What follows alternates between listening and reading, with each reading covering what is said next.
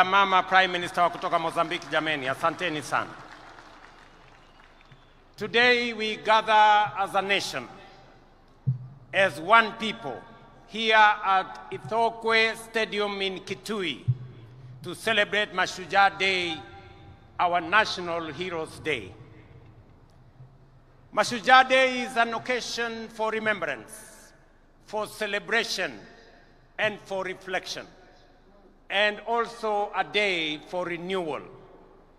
As you all know, yesterday we bid farewell to one of our country's most consequential and impactful sons, a towering statesman, a resolute patriot, and a quintessential hero, the Right Honorable Raila Amolo Odinga, our former Prime Minister. This is the man, the legend, and the Pan-Africanist to whom we dedicate this Mashujaa Day. It is for this reason, fellow citizens, in his solemn memory, that I invite us all to now stand and observe a moment of silence in honor and celebration of his remarkable life and service to our great country, our continent, and to humanity.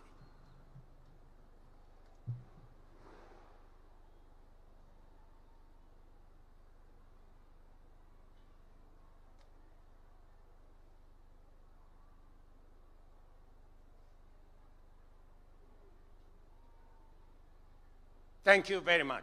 Thank you very much. Sons and daughters of our motherland, Kenya, Raila Amolo Odinga aspired and labored for a Kenya that is free, that is fair, governed by the rule of law, and filled with limitless opportunity for all of us. Baba envisioned and fought for a nation where, in the immortal words of our national anthem, justice is everyone's shield and defender, where we all dwell in unity, peace, and liberty, and a Kenya that has plenty within its borders. It goes without saying that it is precisely because of great and irrepressible giants like Raila that we find within ourselves the courage and inspiration to go further, to dream bigger, and to pursue higher ideals. For greatness and nobility are never achieved by settling for the ordinary or the comfortable. They are seized by those who dare to push the frontiers of possibility, by those who refuse to be confined by what is, but instead reach boldly for what could be.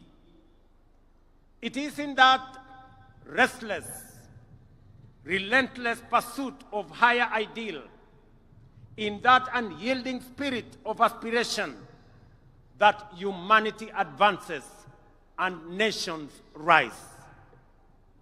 For it is only by stretching beyond our limits that we discover our true strength and fulfill our full destiny. Fellow citizens, as we emerge from a week of profound sorrow and reflection, and as the nation continues to observe the 7 days of mourning on the passing of our former Prime Minister, it is both fitting and worthy that we anchor this year's Mashujaa celebration in the extraordinary and consequential life of our departed legend, the Right Honorable Raila Odinga. In honoring his memory, we also draw from his journey of enduring lessons of courage, service, and unyielding love for country. The first lesson that Baba taught us is to put country above self. Time and again, he reminded us that no disagreement is greater than our unity, no ambition more important than our peace, and no personal interest higher than the welfare of our nation. He famously declared that he would shake the hands of his rivals, whether he won or lost, because he loved Kenya more than he loved Raila Amolo Odinga. That was the measure of the greatness of a man. Early this year, when I invited him to address our cabinet retreat, Baba reiterated the need to ensure, above all else, that Kenya remains a stable and a secure nation. He reminded us that we may hold lofty visions and great ambition, that we may dream big, daring dreams, but without a country and a stable political environment, they would remain mere wishes. Perhaps, more significantly, he told us that an imperfect nation striving for perfection is far better than one that is consumed by chaos and anarchy. And he could readily point to countries in our region that were once stable, but later descended into turmoil and disorder, and decades on, they are yet to regain their stability. There are people still enduring untold suffering and loss. This is the critical lesson that those who criticized and faulted Baba for working with us to stabilize the nation forget or refuse to acknowledge, or they just simply don't care. When some saw the opportunity to bring down their competitors, even if it meant bringing down the country, Baba chose the stability of Kenya. For Agwambo, the specter of a failed state was too grave to contemplate. He understood that leadership is not about personal pride, but about preserving the republic, not about victory in politics, but about preserving the stability of the nation we love, Kenya. Second, fellow citizens, Raila's love for Kenya was deep, steadfast, and unconditional. He once told us that if he were to die and God asked him where he would wish to be born again, he would say without hesitation, "Take me back to Kenya." Such was the depth of his devotion to our beloved nation. He knew that Kenya, like all nations, was not perfect, that nation building was work in progress, that it is only renewed with every generation. He understood that we are an imperfect people, always striving towards a more perfect union. Yet even in our flaws, he saw magic and beauty. In our struggles, he discerned promise, and in our contradictions, he could pick out hope and unity. To Raila, there was no place on earth more worthy of devotion, no people more deserving of faith, and no dream more noble than the Kenyan dream. Thirdly, Baba's life was an example of always choosing and closing ranks for the common good. When our nation faced turbulence last year, for example, I reached out across the political divide. Baba was the first to come to the table to help steady the ship of state, leading to the formation of the broad-based government that has since stabilized our economy and our nation. That is what heroes do. When the stakes are high, they rise above partisanship and put the country first. Even during the last election campaigns, when fate placed us once again on opposite sides of the political divide, Baba spoke words that will echo through generations. He said, and I quote, "I have been to the mountaintop. I have seen the glory land. I may not get there with you, but together we will get there." End of quote. In those words lay the essence of his leadership: selfless, visionary, and anchored in faith that Kenya's destiny transcends any individual. He reminded us that collaboration, even with rivals, is not an act of political convenience, but a sacred pact with posterity. For Baba, it was never about him becoming president.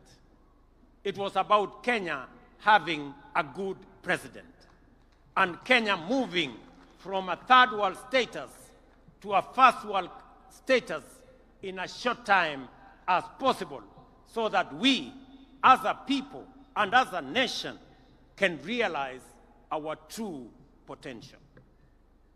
The glory land that he saw at the mountaintop is the better, the greater, and the more perfect union for which we must now, on this Mashujaa Day, dedicate ourselves anew. Fourth, our former Prime Minister was a foremost preacher of national unity. He tirelessly reminded leaders and citizens alike that our overarching identity is not defined by tribe, region, or creed, but by the sacred bond of being Kenyan. He often urged us to think Kenya first, to let the idea of one nation under one flag rise above all else. And he lived by that creed. When in 2002, he stood before the nation and declared Kibaki Tosha, it was not because he was unaware of where President Kibaki came from. It was because he saw, beyond geography and ethnicity, he saw Kenya as one united nation under God.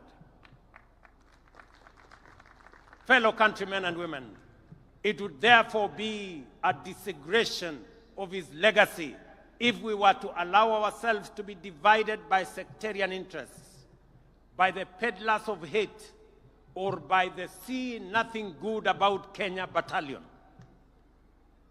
The fifth lesson from Baba's life is one of unshakable faith in the future. He was a die-in-the-wool eternal optimist. Through every trial, setback, and triumph, the Right Honorable Raila believed that Kenya's best days were still ahead. He endured prison, persecution, and political defeat, yet never surrendered to bitterness or gave in to hopelessness. His optimism wasn't anchored on naivety. It was courage in motion. His life was a constant reminder that no setback is final, no dream too distant, and no obstacle insurmountable for a people determined and are united by purpose. At this juncture, fellow patriots, allow me to share reflections on the future of our great country, drawn from my intimate and wide-ranging conversations with the Right Honorable Raila Amolo Odinga in the final months of his remarkable journey, as well as with leaders from across the political divide. In our engagements, Baba often spoke with immense passion and at times frustration about the pace of our national progress. He would often wonder why nations like South Korea, Singapore, or Malaysia, which were once at par with Kenya just a few decades ago, had leapt forward to first world status while we still grapple with the basics.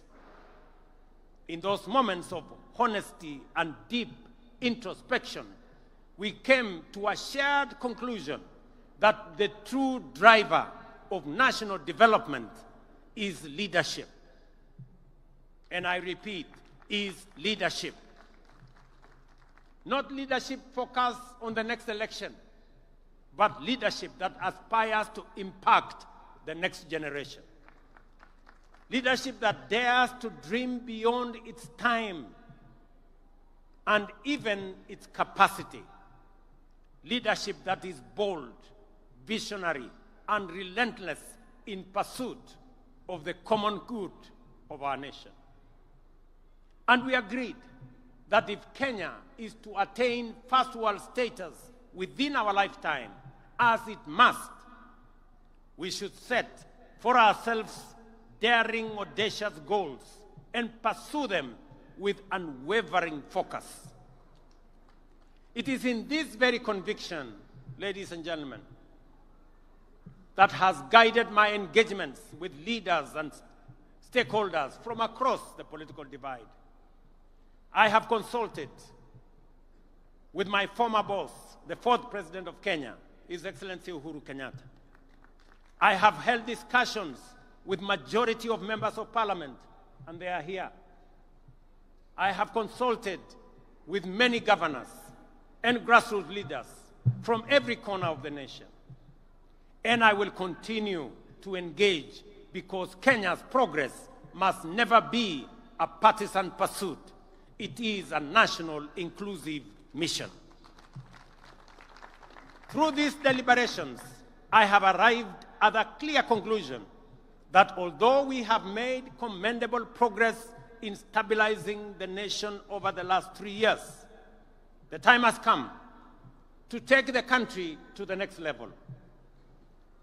And to do so, we must act decisively on at least 3 national priorities. Our first priority is food security. We cannot speak of prosperity while spending over 500 billion shillings every year importing food into Kenya, including maize, importing wheat, rice, sugar, edible oil, among many. This is not just an economic burden to us. It is a threat to our sovereignty. A nation that cannot feed itself, ladies and gentlemen, is not a nation that can claim to be free or sovereign. The only viable path available for us towards this goal now, fellow citizens, is through the expansion of irrigation and the modernization of our agriculture. Rain-fed farming can no longer sustain our growing population or our aspirations. That is why we have now set an ambitious target to build at least 50 mega dams across Kenya and to bring at least 2 million acres under irrigation. Let me emphasize that this is not a far-fetched dream. It is a necessity that must be realized within the next decade. We must become not only a food secure nation, but also a major exporter of farm produce in the coming years. We have many markets that we have negotiated. We have the American markets under ACOA. We have the Chinese market that is now open for us. We have the European market that we have negotiated under the Economic Partnership Agreement. We have the Africa Continental Free Trade Area market of 1.4 billion that we can export to. Our second priority is enhanced value addition, agro-processing, and manufacturing through industrialization. To transform Kenya into a prosperous, job-creating, wealthy nation, we must become a country that makes things, not merely buys or imports them. A country that exports finished products, not raw materials. A country where industries absorb labor, spur innovation, and expand wealth across every region. We are already laying the foundation for this transformation. Through the Africa Growth and Industrialization Initiative, and in partnership with the Afri-Exim Bank, we are establishing special economic zones in different parts of Kenya, in Rea Vipingo, in Dongo Kundu, in Naivasha, in Sagana, in Thika, in Nakuru, in Eldoret, in Busia, in Kisumu, and many other special economic zone areas that we are finding land. These zones will host textile, agro-processing, assembly, and light manufacturing industries, creating tens of thousands of jobs. At the county level, as was mentioned by the governor of Kitui here, we are rolling out county aggregation and industrial parks in all 47 counties. These parks will link farmers to processors, entrepreneurs to markets, and small entrepreneurs to national and regional value chains. We are unwavering in our vision that everything Kenya produces must be processed in Kenya. Tea must leave Kenya not as raw leaves, but as packaged excellent tea. Coffee, not as cherries, but as a premium blend for international markets. Cotton, not as lint, but as fabric and fashion. Hides, not as raw skin, but as leather shoes and bags branded, made in Kenya. But we cannot industrialize, ladies and gentlemen, without reliable, affordable, and sustainable energy. That is why we have set our sights on expanding Kenya's energy generation capacity from the current 2,300 megawatts to at least 10,000 megawatts within the next decade. As a former Minister for Energy, Raila Odinga was a strong advocate for the rapid expansion of our energy capacity through multiple sources, including hydro, geothermal, solar, wind, and also energy. Just for the record, already a lot of research is going on the development of the first nuclear energy plant in Kenya, in Siaya County. With abundant energy, we shall power factories, light every home, and drive Kenya to become the industrial hub of East Africa and the continent. Our third critical area of focus is infrastructure development. Again, Baba, who also served as a Minister for Roads and Public Works and Housing under the late President Kibaki, often reminded me that no economy can flourish without world-class infrastructure. It is in this context that we have committed to dual at least 1,000 kilometers of major highways, including the Rironi, Nakuru, Mau Summit, Eldoret, Malaba Road, Makutano, Embu, Meru Road, Kitengela, Namanga Road, Mombasa, Nairobi Highway, and Maroa, Nanyuki, Isiolo roads, among others, and construct an additional 10,000 kilometers of new tarmac roads linking counties, linking farmers, traders, and manufacturers to markets across the nation, and complete the standard gauge railway from Naivasha to Kisumu and onward to Malaba, seamlessly connecting Kenya to Uganda, Rwanda, Burundi, and DRC, the very heart of the Africa Continental Free Trade Area dream. Fellow citizens, to some, these projects may seem too ambitious, perhaps even out of reach. But this is precisely where bold, visionary, and heroic leadership comes into play, the kind that Raila Odinga embodied. It is the reason that on this Mashujaa Day, in recognition of his extraordinary contribution and enduring legacy, the government and the people of Kenya inscribe Raila Odinga's name among the foremost of our heroes under the public seal of the Republic of Kenya. On behalf of a grateful nation and through the authority vested in me as president, I have today posthumously conferred upon the Right Honorable Raila Odinga the highest honor of the Republic, the Chief of the Order of the Golden Heart of Kenya.